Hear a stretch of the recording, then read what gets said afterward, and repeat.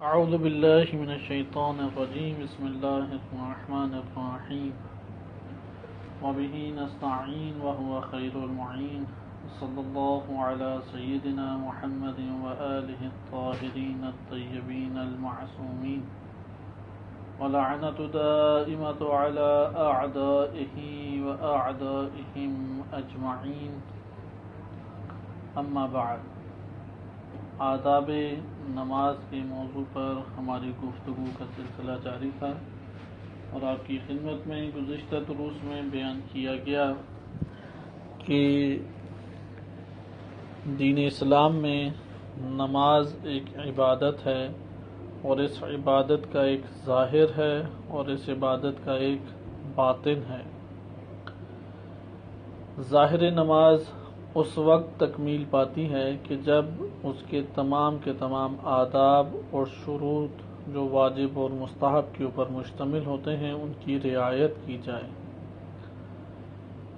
اسی طریقے سے نماز کی ایک باطنی صورت ہے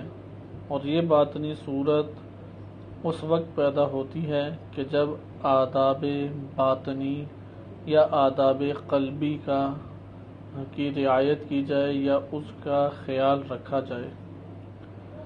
ہم نے مقدمہ کتاب میں ملاحظہ کیا کہ امام خمینی رحمۃ اللہ علیہ نے بعض آیات کو دلیل کے طور پہ پیش کیا کہ جیسا کہ یہ آیت کریمہ تھی کہ وَوَجَدُوا مَا عَمِلُوا حَاضِرًا، کہ جو انہوں نے عمل کیا تھا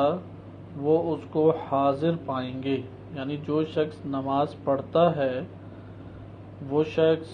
نماز کو حاضر پائے گا۔ اس حوالے سے بعض نکات سابقہ درس میں آپ کی خدمت میں ذکر ہو چکے اور امام خمینی رحمۃ اللہ علیہ نے اسی بات پہ، اسی نظریے پہ کہ نماز کی ایک صورت ظاہری ہے اور ایک صورت قلبی ہے جسے صورت باطنی یا صورت معنوی بھی کہہ سکتے ہیں، اس بات کے اوپر انہوں نے دلیل قرآن کریم کی آیات اور روایات اہل بیت علیہ السلام کو پیش کیا ہے اور وہ ذکر کی ہیں۔ بس آپ نے اس جگہ پہ ملاحظہ کیا کیونکہ یہ والا نقطہ فراموش نہیں ہونا چاہیے ہمارے پاس سے کہ قرآن کریم نے اس چیز کو ذکر کیا ہے کہ اشیاء دیکھی جائیں گی۔ جو انسان اس دنیا میں اعمال انجام دیتا ہے اس کو انسان خود اپنی ہی زندگی میں جو برزخ کی اور قبر کی زندگی ہے اس میں انسان اسے ملاحظہ کرے گا۔ لہذا امام خمینی رحمۃ اللہ علیہ نے اس بات کی دلیل، اس بات جو انہوں نے بیان کی کہ باطنی اور قلبی صورت نماز کی ہوتی ہے، آیات سے جو دلیل پیش کی وہ یہی آیت تھی سورہ کہف آیت نمبر 49 وَوَجَدُوا مَا عَمِلُوا حَاضِرًا، کہ وہ پائیں گے، حاضر پائیں گے جو انہوں نے اعمال انجام دیے ہیں۔ یا سورہ زلزال کی آخری آیات ہیں فَمَن يَعْمَلْ مِثْقَالَ ذَرَّةٍ خَيْرًا يَرَهُ، جس نے ذرہ برابر خیر کو انجام دیا، ذرہ برابر، وہ اسے دیکھے گا، وہ دکھائی دینے والی چیز بنے گی۔ وَمَن يَعْمَلْ مِثْقَالَ ذَرَّةٍ شَرًّا يَرَهُ، اور جس نے ذرہ برابر شر کو انجام دیا وہ بھی اس کو دکھائی دے گا۔ یہ مسئلہ حساس انسان کو کر دیتا ہے۔ انسان اپنے حقیقت میں باطن سے پہچانا جاتا ہے، ظاہر سے نہیں۔ باطن جیسا ہوگا ویسا اس کے ساتھ اگلے جہان میں معاملہ کیا جائے گا۔ اگر اس کا باطن پاکیزہ ہے معاملہ اس کا پاکیزہ ہوگا، وہ اچھی چیزوں کو دیکھے گا، ارد گرد سارے اس کے خیر کے امور جو اعمال اس نے انجام دیے ہیں وہ اس کے سامنے دکھائی دینے والی چیز بن کر سامنے آئیں گے۔ اسی طریقے سے جس نے شر کو انجام دیا ہے، ذرہ برابر شر کیوں نہ ہو، توبہ استغفار کے بغیر اس دنیا سے اٹھ گیا اور شر اپنے ختم نہیں کیے اس نے، اور اس کا باطن اسی طرح سے آلودہ تھا، تو وہ شر کو دیکھے گا، شر دکھائی دینے والی چیز بن جائے گی۔ لہذا یہ جو مختصر سی مہلت انسان کو میسر آتی ہے، نہیں پتہ کس نے کب مرنا ہے۔ روایات تو شدت سے کہتی ہیں کہ موت کو کثرت سے یاد کرو، کثرت سے زیادہ، مثلا آپ نہج البلاغہ اٹھا کے دیکھیں تقریباً ہر خطبے کی ابتدا یا وسط یا انتہا میں موت کا ذکر ہے۔ سب سے زیادہ قرآن کریم نے جس کا تذکرہ کیا ہے، توحید سے بھی زیادہ نبوت، امامت اور اسی طریقے سے نماز، روزہ، تمام چیزوں میں سے سب سے زیادہ قرآن کریم نے جس کا تذکرہ کیا وہ قیامت ہے۔ قیامت اور اس کی ہولناکیاں ہیں۔ آخری 3 سپارے یعنی 28، 29، 30 بالخصوص اس کا عمومی جو مرکزی معنی ہے وہ قیامت اور موت سے تعلق رکھتا ہے۔ لہذا موت ایک برحق حقیقت ہے۔ وَلَن يُؤَخِّرَ اللَّهُ نَفْسًا إِذَا جَاءَ أَجَلُهَا، ایک لحظے کے لیے اللہ نے تاخیر نہیں کرنی جب اس کا وقت آ جائے گا۔ وہ موت جو دعا اور صدقے سے ٹل جاتی ہے وہ الگ ہے، ایک اللہ کے ازلی علم میں ہے، وہ تو ہر ذات نے مرنا ہے۔ اگر کوئی بچ سکتی ذات تو امام حسین علیہ السلام ہوتے ہیں، نبی صلی اللہ علیہ وآلہ وسلم وہ ذات ہوتی۔ اب جب یہ بات پتہ لگ گئی کہ جب آئے گا وقت، یا قرآن کی بعض جگہوں پہ آئے اِنَّ أَجَلَ اللَّهِ لَا يُؤَخَّرُ، اجل الہی، موت کا وقت جو اللہ کا معین اللہ نے کیا ہے ایک لحظے کے لیے بھی ٹلتا نہیں ہے۔ موت لانے میں ہمارا اختیار نہیں ہے، وہ اپنے وقت پہ آئے گی کیونکہ آجال لکھی گئی ہیں۔ ہر شب قدر کو یا بعض ایسے شب آتی ہیں کہ ان میں اس کو تحریر کیا جاتا ہے، اتنے منٹ، اتنے سیکنڈ، اتنے نوالے، اتنی سانسیں جیسے ہی پوری ہوں گی مر جائے گا۔ اس میں ہمارا اختیار نہیں ہے۔ یہ ہمیں اختیار دیا گیا ہے کس حالت میں مریں، کھاتے پیتے مریں، سیر و تفریح میں مریں، رشتہ داروں سے گپ شپ لگاتے ہوئے مریں، کس حالت میں مریں یہ ہمارے اختیار میں ہے، لیکن یہ اختیار میں نہیں ہے کہ موت کو ہم ٹال سکیں۔ جب یہ بات انسان کے لیے آشکار ہے کہ موت کا وقت معین ہے، اس ہمارے آس پاس کے کئی افراد ہیں، ہر انسان کے آس پاس کے افراد زندہ ہوتے ہیں، مرتے ہیں، بعض پیدا ہو رہے ہیں، بعض مر رہے ہیں۔ اگر دیکھیں تو دنیا میں سب سے بڑا ہنگام جو وجود میں آتا ہے وہ یہی ہے، خلقت اور موت۔ خلق ہوا، مر گیا، چرند پرند ہیں، نباتات ہیں، سبزیاں، پھل، اسی طریقے سے سورج کا آنا جانا، یہ سارے کی ساری چیزیں پیغام ہیں، کیونکہ دنیا و حیات دنیا، زندگانی دنیا وہ اسی موت کے اوپر مشتمل ہے، حیات اور موت کا ایک دائرہ ہے۔ جب انسان کو اس بات کا یقین ہوتا ہے تو حساس انسان کو ہو جانا چاہیے، ہر آنے والے دن کو غنیمت سمجھنا چاہیے، کیونکہ نہیں پتا کہ یہ آج کا دن موت کا ہو۔ غنیمت، لہذا غنیمت سے کیا مراد ہے کہ آج تو مجھے فرصت پھر مہیا ہو گئی، اب جب مجھے فرصت مہیا ہوئی ہے تو میں فوراً پہلی بنیادوں پہ اہتمام کروں، کیونکہ اگلا جہان ہے رہنے کا، یہ تو رہنے کا جہان نہیں ہے۔ یہ جس جگہ پہ ہم رہ رہے ہیں ادھر کھربوں لوگ آگے گزر چکے ہیں، جو ہم کھا پی رہے ہیں کروڑوں لوگ ہیں جنہوں نے کھایا پیا وہ اس دنیا سے اٹھ گئے۔ ہم سے اچھے نسب والے لوگ بھی تھے، ہم سے اچھے مالدار طبقات میں رہنے والے لوگ بھی تھے، ہم سے اچھی وضاحت، جسم، ذہن، ہر شے کے اعتبار سے اچھے افراد تھے، سب کے سب اس دنیا سے گزر گئے۔ اب جب ہم نے اس دنیا سے گزرنا ہے تو اگلا جہان ہمارا دائمی ہے، اس کا اہتمام یہاں کرنا ہے، اور اس کا اہتمام اپنے باطن پہ حالت طاری کرنے سے ہوگا۔ اگر باطن کی اصلاح نہیں ہے اگلا جہاں ہمارے فائدے میں نہیں ہے، پھر اندھیرا ہی اندھیرا ہے۔ اگر ہمارا باطن پاکیزہ ہے، باطن طاہر ہے، باطن میں امراض موجود نہیں ہیں، یعنی باطنی امراض کا علاج کیا جائے قبل اس کے کہ جسم کے مرض کا علاج کریں، اس کے اوپر ہر کوئی حساس ہے، مسلم ہو غیر مسلم ہو، باشعور ہو بے شعور ہو، عاقل ہو یا نادان ہو، چھوٹا ہو یا بڑا ہو، اس کے لیے ہر کوئی حساس ہے جسم کے مرض کے لیے، جبکہ یہ یقین ہے کہ جیسے وقت گزرے گا جسم مزید ضعیف ہوگا، یہ سب کو یقین ہے، جیسے جیسے وقت گزرے گا زمانہ اسے مزید بوڑھا کرتا چلا جائے گا، لیکن روح کبھی بھی بوڑھی نہیں ہوتی۔ روح کے اوپر زمانہ گزرنے سے کبھی بھی اثرات ایسے طاری نہیں ہوتے کہ وہ بوسیدہ ہو جائے، روح اندر سے جوان ہو سکتی ہے، روح اندر سے توانا ہو سکتی ہے. روح کو غذا چاہیے، علم اس کی غذا ہے.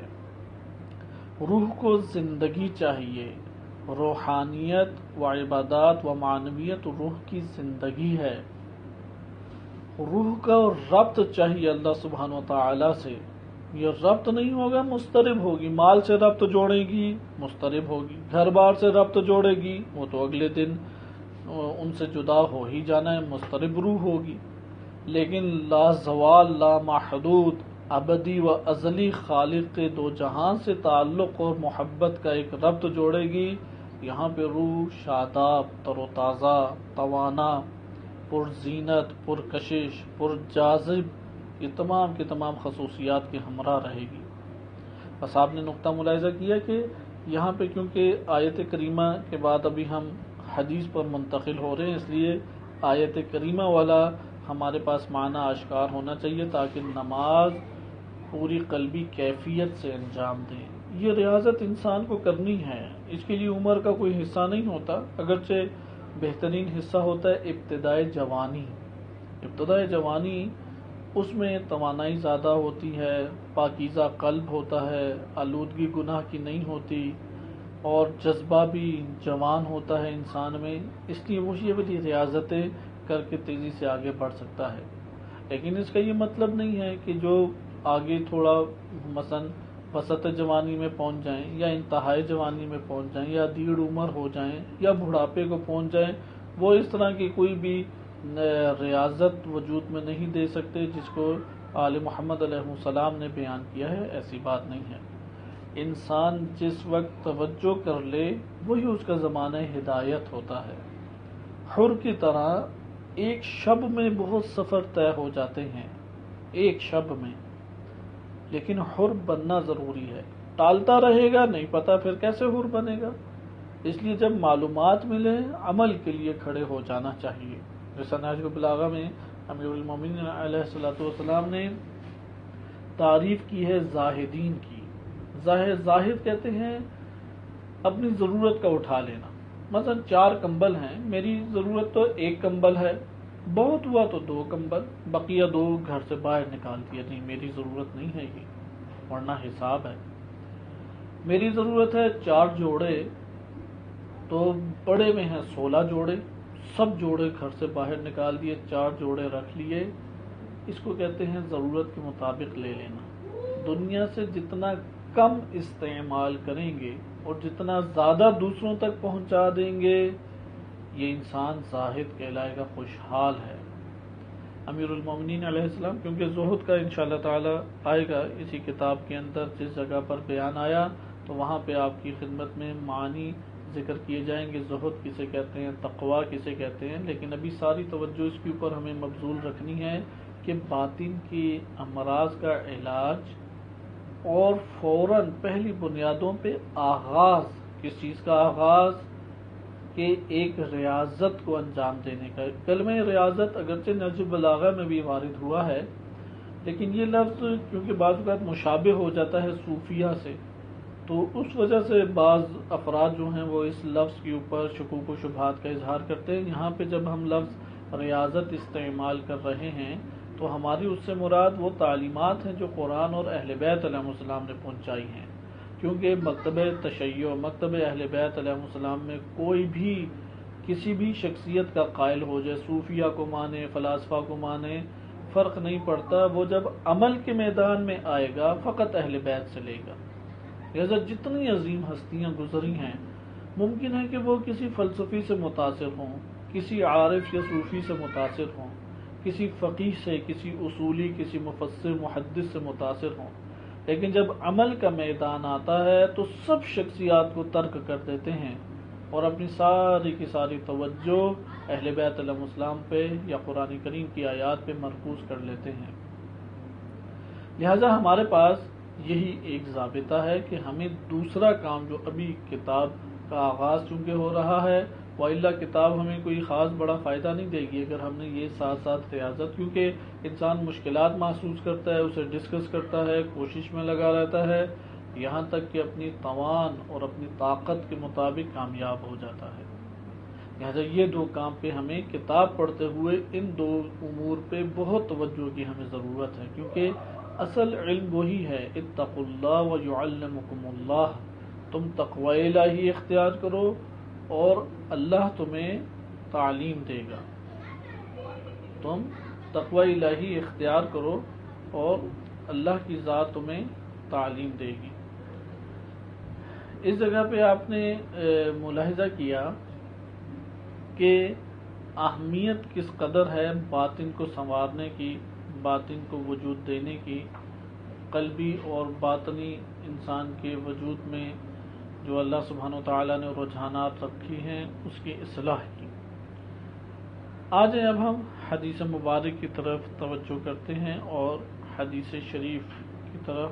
منتقل ہوتے ہیں۔ احادیث ہمارے پاس اس میدان میں مختلف ہیں کہ جو یہ بیان کرتی ہیں کہ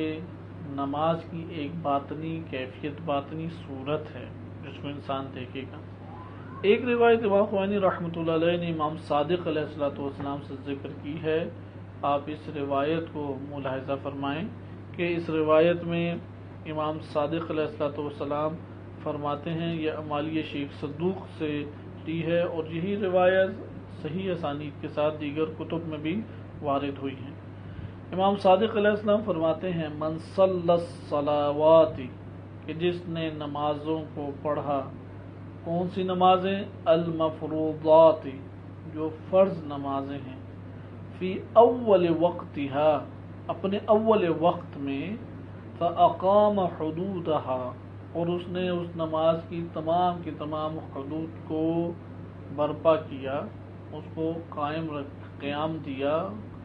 اسے قائم کیا، رفعها الملک الی السماء بیضاء نقیہ، فرشتہ اس نماز کو اٹھا کے آسمان کی طرف لے جاتا ہے، لیکن کس صورت میں؟ انتہائی سفید اور پاک اور پاکیزہ ایک صورت میں۔ وَهِيَ تَهْتِفُ بِهِ حَفِظَكَ اللَّهُ كَمَا حَفِظْتَنِي، وہ اس صورت میں یہی نماز جس کو وہ اوپر لے کے گیا ہے، یہی نماز پھر باواز بلند کہتی ہے کہ اللہ تیری حفاظت کرے، یعنی اس فرشتے کو اللہ تیری حفاظت کرے کہ جس طرح سے تو نے میری حفاظت کی ہے اسی طرح سے اللہ تجھ کو محفوظ رکھے۔ وَاسْتَوْدَعَكَ اللَّهُ كَمَا اسْتَوْدَعْتَنِي مَلَكًا كَرِيمًا، کہ اللہ تعالیٰ تجھ کو اسی طریقے سے اب اپنے حفظ و امان میں قرار دے کہ جس طرح سے تو نے مجھ کو اپنے حفظ و امان میں قرار دیا۔ وَمَنْ صَلَّاهَا بَعْدَ وَقْتِهَا، یعنی اگر کوئی شخص اپنے وقت اول وقت میں نماز نہ پڑھے، اول وقت نماز میں آپ نے دیکھا کہ کس طرح سے روایات میں وارد ہوا ہے کہ اگر کوئی شخص اول وقت نماز پڑھتا ہے اس کی کیفیت ہی جدا ہوتی ہے، وہ نماز ہم نے ادھر پڑھی وہ ایک اور طرز اور ایک اور صورت میں اٹھائی جائے گی اور بلند کی جائے گی۔ اور یہ جو صورت ہے یہ کس طریقے سے ہے؟ سفید صورت میں ہے، سفید رنگ میں ہے۔ سفید رنگ میں ہونے سے کیا مراد ہے؟ یہ کنائے ہیں، ان کی حقیقت اگلے جہان میں ہی ہمارے سامنے آئے گی۔ اب نماز تو اوپر پہنچ گئی، نماز اوپر کی طرف چلی گئی، اب جب نماز اوپر جاتی ہے تو اوپر اعلان کرتی ہے، اوپر وہاں پہ آشکار طور پہ بولے گی، کس طرح سے کیا کہے گی؟ وہ یہ کہے گی کہ جس طرح سے تو نے مجھ کو باحفاظت پہنچایا ہے اللہ تعالیٰ تجھ کو بھی حفاظت سے رکھے۔ پھر جس طرح اللہ نے استودع ودیع استیعاد کہتے ہیں یا استودع سے مختلف معنی مراد ہیں، مثلا ترک نہ کرنا ایک معنی لیا جاتا ہے، استودعک اللہ کہ استودعو یا استودع مختلف الفاظ وارد ہوئے ہیں لغت میں، کہ ودع ویسے کہتے ہیں ترک کرنے کو، اور یہاں پہ ودیعت کہا جاتا ہے امانت کے معنی میں آتا ہے، ضمان کہ صورت میں آتا ہے. اسی سے الوداع ہے، خدا حافظ کہتے ہیں یا ترک کرتے ہیں، یا حجت الوداع ہے کہ خدا حافظ. حج کو یا آخری جمعے کے بارے میں بھی کہتے ہیں جمعۃ الوداع، کہ اسے خدا حافظ کہنا. اور سفر کی احادیث میں بھی آیا استودع اللہ دینک و امانتک. تو ان جگہوں پر بھی یہی مراد ہے کہ اللہ تعالیٰ تیرے دین کو محفوظ رکھے. طلب ودیع یعنی ودیعت امانت کو بھی کہا جاتا ہے، حفاظت کو بھی کہا جاتا ہے. استودع یعنی استحفظ، حفاظت کرنا. ودع کا مطلب ہوتا ہے ترک کرنا، وداع خدا حافظ کہنا. استیعاد یا استودع یا استودع یعنی طلب حفاظت کرنا. یہاں پر بھی یہی مطلب ہے. استودعتنی ملکن کریمن، استودعتنی کہ آپ نے میری حفاظت جس طرح سے کی ہے اور مجھ کو جس طرح سے محفوظ رکھا ہے، اللہ تعالیٰ آپ کو بھی اسی طریقے سے محفوظ قرار دے. یہ ظاہراً فرشتے کو کہا جا رہا ہے، یعنی نماز اعلان وہاں پہ کرے گی فرشتے کو پکارتے ہوئے، کیونکہ فرشتہ آسمان کی طرف لے کے گیا. جب وہاں پہنچے گی اور اس نے باحفاظت آسمان پہ پہنچا دیا اور وہاں پہ جا کے وہ محفوظ ہو گئی، تو اس جگہ پہ کس طریقے سے بولا جائے گا. اس لیے روایت کو توجہ کیجیے. روایت پہ وَهِيَ تَهْتِفُ بِهِ، وہ اعلانیہ طور پہ کیا بیان کرے گی؟ حفظک اللہ، اے فرشتے اللہ تجھے محفوظ رکھے، کما حفظتنی، جیسا تو نے مجھے محفوظ صورت میں اوپر پہنچایا ہے. واستودعک اللہ، اللہ تجھ کو اسی طریقے سے امن و امان میں رکھے، کما استودعتنی ملکن کریمن، کہ جس طرح سے تو نے مجھ کو محفوظ اور امن و امان میں رکھا ہے، اللہ تجھ کو اسی طرح سے کریم فرشتہ بنا کر رکھے. پھر آگے روایت کا الفاظ دیکھیں. وَمَنْ صَلَّاهَا بَعْدَ وَقْتِهَا، کہ جس نے اپنے وقت کے علاوہ اس کو پڑھا، من غیر علت، بغیر کسی وجہ کی، کوئی وجہ نہیں تھی دیر سے نماز تاخیر سے پڑھی. بعض اوقات کوئی جائز وجہ ہوتی ہے، مثلا ایسی جگہ پر ہیں کہ جس جگہ نماز میں سجدہ گاہ نہیں ہے، نماز کا وقت ہے، کوئی ایسی چیز نہیں سجدہ کر سکیں، لامحالہ مؤخر کرنا پڑے گا. سفر میں ہیں، پتہ ہے کہ نماز کا وقت ختم ہونے سے پہلے میں پہنچ جاؤں گا اور سفر ختم ہو جائے گا، اور دوران سفر یعنی کسی سواری پہ ہیں اور چلتے پھرتے تو نماز نہیں ہو سکتی واجب، لہٰذا ادھر مؤخر کیا جائے گا. یا ایسی کوئی مشغولیت بن گئی کہ جس کی وجہ سے نماز ادا نہیں ہو سکی. یہ ہیں علتیں، یہ وجوہات کی بنیاد پہ. ایک مرتبہ نماز کو تاخیر کیا جاتا ہے بغیر کسی وجہ کے. سو رہا ہے انسان، لیٹا ہوا ہے، موبائل استعمال کر رہا ہے، کوئی فلم ڈرامہ دیکھ رہا ہے، کوئی گپ شپ میں افراد کے ساتھ گپ شپ میں لگا ہوا ہے. وَمَنْ صَلَّاهَا بَعْدَ وَقْتِهَا مِنْ غَيْرِ عِلَّةٍ، جس نے بغیر کسی وجہ کے نماز کو اس کے اصل وقت کے بعد ادا کیا، فَلَمْ يُقِمْ حُدُودَهَا، تو پس اس نے حدود کا خیال نہیں رکھا، کیونکہ جس نے اول وقت میں پڑھا فَأَقَامَ حُدُودَهَا، اس نے نماز کی تمام حدود کو قائم کیا. رَفَعَهَا الْمَلَكُ، جس نے نماز کے اول وقت پڑھی اور اس کی تمام حدود کو انجام دیا، فرشتہ اس نماز کو آسمان کی طرف لے جاتا ہے. لیکن جس نے اول وقت میں نماز نہیں پڑھی، وہ بغیر کسی وجہ کے نماز کو تاخیر میں ڈالا، تو اس نے اولاً نماز کی حدود کو صحیح طرح سے قائم نہیں کیا. رَفَعَهَا الْمَلَكُ السَّوْدَاءَ مُظْلِمًا، فرشتہ لے جائے گا آسمان کی طرف، لیکن اب کیا آسمان کی طرف لے کے جا رہا ہے؟ کالا سیاہ. سودا سیاہ کو کہتے ہیں، مظلمہ تاریک رات جیسے ہوتی ہے، یعنی کالا سیاہ رنگ بھی ہوگا اور تاریکی اس کے اوپر چھائی ہوئی ہوگی. بعض اوقات ہوتا ہے نا، ایک شخص ہے،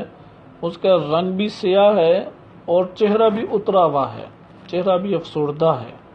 اس کو کہتے ہیں مظلمہ، تاریک ہے وہ، کالا سیاہ رنگ اور تاریکی اس پر چھائی ہوئی ہوگی. وَهِيَ تَهْتِفُ بِهِ، وہ اس کو پکار کے کہے گی، فرشتے کو مخاطب کر کے، ضَيَّعْتَنِي، تو نے مجھے ضائع کر دیا، ضیعک اللہ، اللہ بھی تجھے، یا اس شخص کو پکار کے کہے گی کہ ضیعتنی، کہ تو نے مجھے ضائع کر دیا، ضیعک اللہ، اللہ بھی تجھے ضائع کرے، کما ضیعتنی، کہ جیسا کہ تو نے مجھ کو ضائع کیا ہے، ولا رعاک اللہ کما لم ترعنی، جس طرح تو نے میری رعایت نہیں کی ہے خدا تیری بھی رعایت نہ کرے، جس طرح تو نے مجھے نظر انداز کیا، غفلتوں میں ڈال دیا، خداوند متعال تجھے بھی نظر انداز کرے اور غفلتوں میں ڈالی رکھے اور تجھے مت یاد کرے۔ ثم قال الصادق علیہ السلام، اس کے بعد امام صادق علیہ السلام نے فرمایا، ان اول ما يسأل عنہ العبد، پہلا سوال جو بندے سے کیا جائے گا، اذا وقف بین ید اللہ جل جلالہ، کہ جب وہ اللہ جل جلالہ کے سامنے کھڑا ہوگا، الصلوات المفروضہ، وہ پنجگانہ واجب فرض نمازیں ہیں، پہلا سوال یہ کیا جائے گا۔ پھر وعن الزکاة المفروضہ، واجب زکوٰۃ کے بارے میں، وعن الصیام المفروض، واجب روزوں کے بارے میں، وعن الحج المفروض، اور واجب حج کے بارے میں، وعن ولایتنا اہل البیت، اور ہماری ولایت اور نظریہ عقید امامت کے بارے میں سوال کیا جائے گا۔ فَإِنْ أَقَرَّ بِوِلَایَتِنَا، اگر اس نے ہماری ولایت کا اقرار کر لیا، ثُمَّ مَاتَ عَلَيْهَا، اور پھر وہ شخص مر گیا، قُبِلَتْ مِنْهُ صَلَاتُهُ، پھر اس کی نماز بھی قبول ہے، وَصَوْمُهُ، پھر اس کا روزہ بھی قبول ہے، وَزَكَاتُهُ، پھر اس کی زکوٰۃ بھی قبول ہے، وَحَجُّهُ، پھر اس کا حج بھی قبول ہے، وَإِن لَّمْ يُقِرَّ بِوِلَایَتِنَا بَيْنَ يَدِيِ اللَّهِ جَلَّ جَلَالُهُ، اگر اللہ جل جلالہ کے سامنے ہماری ولایت کا اس نے اقرار نہیں کیا، لم يقبل اللہ عز وجل منہ شیئا من اعمالہ، اللہ عز وجل اس کے اعمال میں سے کوئی ایک عمل بھی قبول نہیں کرے گا۔ آپ نے روایت کو ملاحظہ کیا، روایت میں ایک جگہ جہاں پہ ہم نے استودع کا یا حفظہ کا پڑھا ہے، وہاں پہ مناسب ہے کہ خود نمازی کی طرف ضمیر کا ارجاع دیا جائے، جیسا کہ نیچے ہمیں پتہ لگ رہا تھا، اور وہ نمازی کو پکار کے کہے گی کہ اللہ تیری حفاظت کرے، کہ جس طرح اول وقت نے تو نے میری حفاظت کی ہے، اور اللہ تعالیٰ تجھے حفظ و امان میں رکھے جس طرح تو نے مجھ کو اول وقت میں حفظ و امان میں رکھا ہے۔ اور جس نے اول وقت میں نماز ادا نہ کی تو پھر نماز تاریک اور کالی سیاہ صورت میں اٹھائی جاتی ہے، اور وہ بلند آواز میں پکارتی ہے کہ تو نے مجھے ضائع کیا ہے، اللہ تجھے ضائع کر دے، جس طرح تو نے میری رعایت نہیں کی اور مجھے اہمیت نہیں دی، اس طرح اللہ بھی تیری رعایت نہ کرے اور تجھے اہمیت نہ دے۔ اس روایت میں کئی پہلو ہیں، کیونکہ بعض پہلو تو انشاءاللہ آگے آ رہے ہیں۔ اس روایت میں جو ہمارے اس بحث سے تعلق رکھتا ہے اہم ترین نقطہ، وہ یہ نقطہ اہمیت کا حامل ہے کہ بیضاء نقیہ سودا مظلمہ کے سفید اور پاک پاکیزہ اٹھانا اور کالے رنگ اور تاریک صورت میں اٹھانا، یہ جو ارتفاع الی السماء ہے، یعنی آسمان کی طرف لے کے جانا ہے، ظاہری نماز تو ادھر ہی ہے، لیکن جب ہم ظاہری نماز انجام دیتے ہیں تو قلبی طور پہ ایک صورت وجود میں آتی ہے، اس صورت کو فرشتے لے کے جاتے ہیں، جو یا تو سفید نقی اور سفید یعنی پاک اور پاکیزہ اور سفید ہوگی، یہ اس صورت میں ہے کہ اگر اول وقت پڑھی جائے اور اس کے آداب کی رعایت کی جائے، یا کالی سیاہ ہوگی، تاریک ہوگی، یہ اس صورت میں کہ بغیر کسی عذر کے نماز کو مؤخر کیا جائے اور اس کی تمام حدود کو قائم نہ کیا جائے۔ یہی امام خمینی رحمۃ اللہ علیہ کے الفاظ ہیں، وَهَذَا الْحَدِيثُ يَدُلُّ، یہ حدیث دلالت کرتی ہے، یہ امام خمینی رحمۃ اللہ علیہ کتاب میں فرماتے ہیں، أَنَّ مَلَائِكَةَ اللَّهِ يَرْفَعُونَ الصَّلَاةَ، کہ فرشتے اللہ کے فرشتے نماز کو بلند کرتے ہیں آسمان کی طرف، اما نقیہ بیضاء، یا وہ پاک پاکیزہ صاف سفید ہے، نماز اوپر جاتی ہے، فرشتہ لے کے اسے اوپر لے کے جاتا ہے، اذا اقیمت فی اول وقتها، یہ تب ہے جب نماز کو اس کے اول وقت میں قائم کیا جائے، رعیت آدابها، اور اس کے آداب کی رعایت کی جائے، وہی والحال هذه تدعو لمصلیها بالخیر، کہ یہاں پہ واضح طور پہ امام خمینی رحمۃ اللہ علیہ فرماتے ہیں اگر یہ والی صورت ہو کہ اول وقت نماز پڑھی اور وہ پاک پاکیزہ سفید رنگت کے ساتھ، سفیدی کے ساتھ بلند کی گئی آسمان کی طرف، تو نماز دعا دیتی ہے پڑھنے والے کو،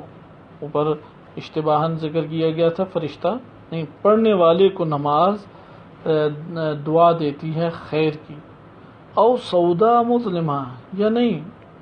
اذا اخرت دون عذر ولم تقم حدودها، کہ جب اس کی حدود کا خیال نہیں رکھا گیا اور جان بوجھ کے بغیر کسی عذر کے نماز کو مؤخر کیا گیا، تو اب فرشتہ اوپر لے کے جاتا ہے کالے رنگ میں، ظلمت اس پر چھائی ہوئی ہے، رنگ اس کا اڑا ہوا ہے، تاریکی اس کے وجود پہ چھائی ہوئی ہے،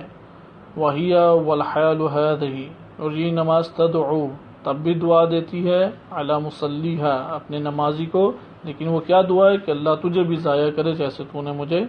ضائع کیا ہے، وفضلا عن تضمن الحدیث دلالتا واضحتا،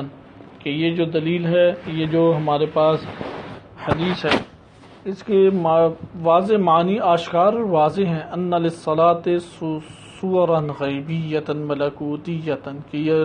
روایت اور حدیث بتاتی ہے کہ نماز کی ایک صورت ہے جو غیبی ہے، ملکوتی ہے، فَهُوَ يَدُلُّ كَذَلِكَ عَلَى وُجُودِ الْحَيَاةِ فِيهَا، اسی طریقے سے وہ اس بات کے اوپر بھی یہ روایت دلالت کر رہی ہے کہ اس کی زندگی اس میں موجود ہے، زندگی کس میں ہے؟ نماز اول وقت پڑھنے میں، وَهُوَ أَمْرٌ ثَابِتٌ دَلَّتْ عَلَيْهِ الْآيَاتُ وَالرِّوَایَاتُ، یہی وہ مطلب ہے جس پہ آیات و روایات واضح طور پہ بیان کرتی ہیں، کما فی قولہ تعالی، کہ ارشاد باری تعالی جیسا کہ ہوتا ہے سورہ عنکبوت آیت نمبر 64 میں، وَإِنَّ لَلدَّارَ الْآخِرَةَ لَهِيَ الْحَيَوَانُ، آخری دار آخرت، آخرت کا جو مکان ہے وہ بہترین انسان کی زندگی ہے۔ یہ ہمارے پاس ایک چھوٹا سا تعارف تھا، انشاءاللہ تعالی اگلے ہفتے ہم دوسری حدیث پڑھیں گے مقدمے کی، اور اس کے بعد اصل کتاب میں داخل ہونے کی انشاءاللہ جلد کوشش کریں گے کہ دوسری حدیث بھی امام صادق علیہ الصلوۃ والسلام سے منقول ہے، اور اس میں بھی یہی بات بیان کی گئی ہے کہ جب انسان نماز پڑھتا ہے تو صورت نماز باطنی و ملکوتی وہ محفوظ ہو جاتی ہے، اور انسان اس کو دیکھے گا، یعنی دکھائی دینے والی چیز یہ بنے گی، اس کے اوپر اعتقاد ہمیں قائم کرنا چاہیے، اور یہی روایت مختلف ہماری کتب میں بھی آئی ہے، جیسا کہ الکافی میں بذات خود اسی روایت کو ذکر کیا ہے امام باقر علیہ الصلوۃ والسلام سے، البتہ کہ اس میں اس طرح سے بیان ہے کہ ان الصلاۃ اذا ارتفعت فی اول وقتها رجعت الى صاحبها وهي بیضاء مشرقہ، کہ جب نماز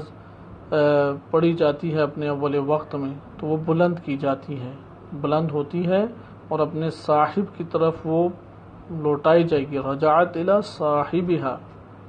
نمازی کی طرف یہ دوبارہ لوٹائی جائے گی، کیسے؟ وہی بیضاء مشرقہ، لیکن اب جب نماز لوٹائی جائے گی تو یہ نماز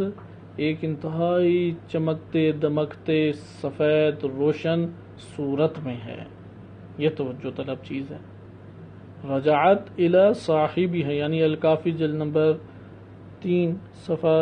268 میں یہ روایت ہے، حدیث نمبر 4، کہ ایک باب ہے من حافظ علی صلاتها وضیعها، کہ جس نے اپنی نماز کی حفاظت کی یا ضائع کیا، اس کے بارے میں روایات منقول ہیں۔ اس میں حدیث نمبر 4 میں امام صادق علیہ الصلوۃ والسلام آشکار فرماتے ہیں، اور یہ انسان کے وجود پہ نقش ہو جانے چاہیے الفاظ امام صادق علیہ السلام کے۔ اگر یہ حساسیت ہمارے وجود میں پیدا نہ ہو، ممکن ہے کہ نماز کی طرف ایسا رجحان بھی ہمارے لیے پیدا نہ ہو۔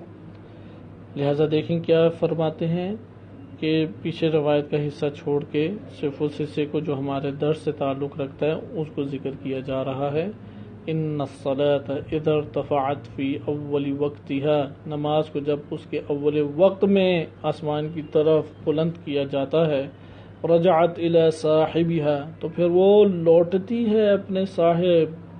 مصلی نمازی کی طرف،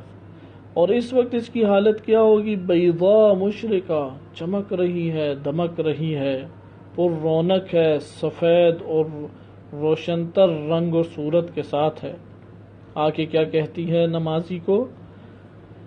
تقول، کہتی ہے، حفظتنی حفظک اللہ، اللہ تیری حفاظت کرے، تو نے میری حفاظت کی۔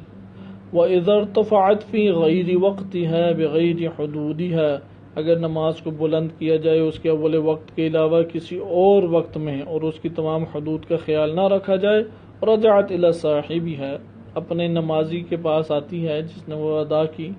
وَهِيَ سَوْدَاءُ مُظْلِمَةٌ، اب وہ کالی سیاہ ہے، تاریکی چھائی ہوئی ہے، اور آگے کیا کہتی ہے؟ ضیعتنی، تو نے مجھے ضائع کر دیا۔ ضیعک اللہ، اللہ تجھ کو بھی اسی طریقے سے ضائع کر دے۔ خداوند متعال بحق محمد و آل محمد ہمیں اول وقت میں نماز پڑھنے کی توفیق عنایت فرمائے، اور ہماری نمازوں میں یہ خصوصیت قرار فرمائے کہ بیضاء نقیہ یا بیضاء مشرقہ ہو، جو ہمارے حق میں دعا کریں، اور ایسی نماز ہماری قرار خداوند متعال نہ دے کہ جو سودا مظلمہ ہو اور ہمارے لیے بد دعا کرے۔ وصلی اللہ علی سیدنا محمد و آلہ الطاہرین۔